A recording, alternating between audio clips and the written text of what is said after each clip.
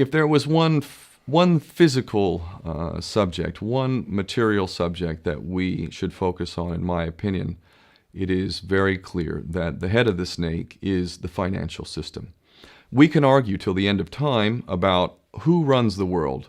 Is it the Jesuits? Is it the reptilians? Is it the Illuminati? Is it the Freemasons? We can go on and on and on and on about this.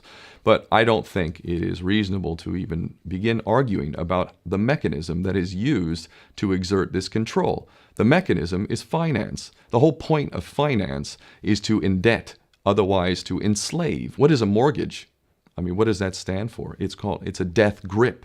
So when you get a mortgage, you have a death grip held over you because you are in debt. You don't even own the house. The bank owns the house that loaned you the money to buy the house, unless you're fortunate enough to have all the money to buy it outright. And even then, you can be taxed by the government, and if you fail to keep up with those taxes, the government can then take it from you. The whole system is based on a financial fraud, which effectively takes the power that we have and it gives it to a tiny group of individuals who are running the world through the control of finance. With the infinite supply of money that we have allowed them to take, they have literally an infinite supply of money, and with that money, and from their psychopathic point of view, they have bought everything and everyone who can be bought.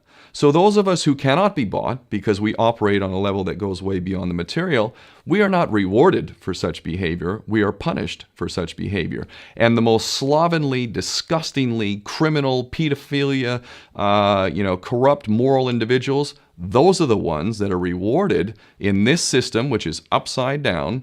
We reward the pedophiles, we reward the corrupt, we reward the liars, we reward the people with no morals at all, and usually we compromise them under this system in terms of maybe a videotape. Maybe Barack Obama is gay. The we have videotape of him having sex with another man, or perhaps some other acts that may be not so popular amongst many of the electorate. Or maybe we have videos of political leaders having sex with little boys or little girls. If I was in charge of the world and I was a psychopath and completely drunk on my own power, you can bet damn sure that's what I would do. I wouldn't allow anyone in a position of power who wasn't completely compromised. When you have an infinite supply of money, you can do this. Take that supply of money away, take that power back, put it in the hands of the people, get rid of fractional reserve banking, which is an obscenity in itself. Listen to the lessons of Jesus Christ. If you're a Christian who got really pissed off when he went to the temple and he saw what the money changers were doing, let's take back control of the issuance of money, and not just on a national level. I'm happy to see in Denmark that you have your own currency. You don't have the euro.